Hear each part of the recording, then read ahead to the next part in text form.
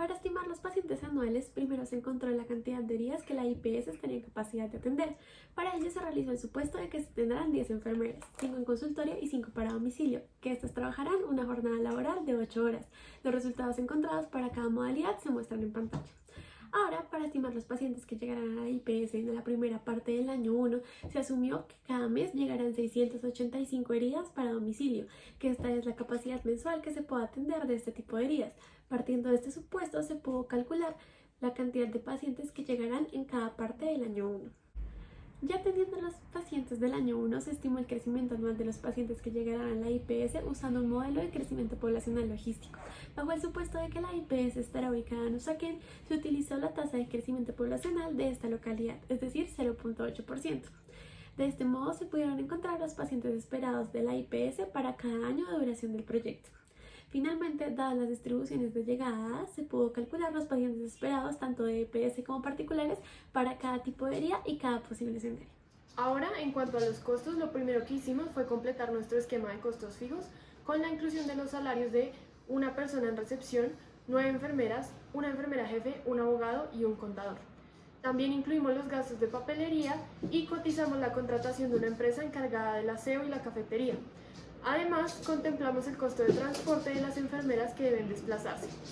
Mientras que para los costos variables hallamos el valor de los insumos según el tipo de complejidad de la herida y le adicionamos el valor de los medicamentos. Este valor se incluye el fee del 13% que cobra el proveedor de la franquicia. Una vez con nuestra estructura de costos completa y teniendo en cuenta el número de pacientes esperados según el tipo de complejidad, realizamos un costeo tradicional tomando como base de cálculo el costo variable para determinar el costo unitario según el tipo de herida. Después establecimos nuestro margen de ganancia, el cual es del 2% para pacientes provenientes de EPS y 4% para particulares. Luego sacamos un promedio entre el escenario costoso y el económico para determinar nuestras tarifas, las cuales se pueden ver en pantalla.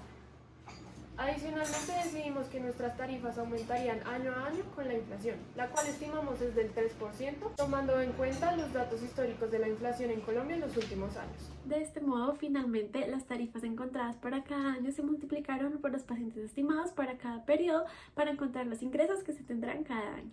Para el WK, lo primero que se hizo fue establecer los días de cuentas por cobrar, basándonos en que nuestro interés era cobrar más rápido de lo que nos correspondería pagar, y en que el periodo de pago permitido por el franquiciador era de 30 días. A partir de esto, se sabía que el periodo de cobro debía ser menor a este valor, por lo que se estableció uno de 15 días. Posteriormente, con estos periodos de cobro y pago, se calcularon las cuentas por pagar y las cuentas por cobrar. Aparte de esto, se estableció que el inventario equivaldría al 3% del costo de ventas de cada periodo.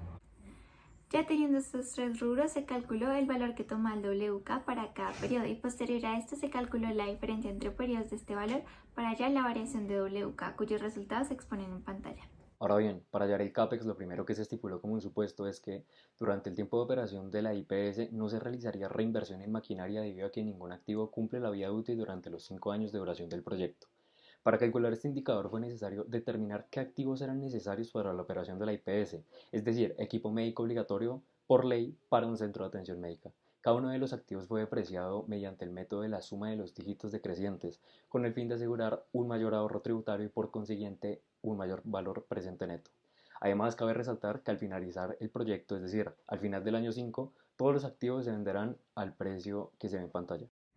A partir de todo lo anterior se planteó el estado de resultados para obtener la utilidad operacional y con esta se construyó el flujo de caja libre de cada periodo.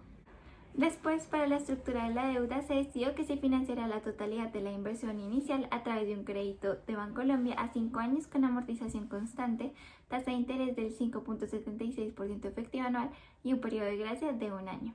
Con base a esto, se halló el flujo de caja de la deuda y se encontró una tasa de descuento del 3.93% efectiva anual. Usando dicha tasa y los flujos de caja libre de cada periodo, se halló la BPN y la TIR que se exponen en pantalla. Por último, teniendo en cuenta el resultado del BPN y la TIR, se concluye que el proyecto no es financieramente viable, de hecho destruye valor. Además, aumentar las tarifas no es una opción puesto que estas ya están entre las más altas del mercado y de hacerlo dejarían de ser competitivas. Además, al analizar el PIG identificamos que la gran mayoría de los ingresos serán consumidos por los costos de venta, por lo cual la franquicia no es conveniente para el proyecto.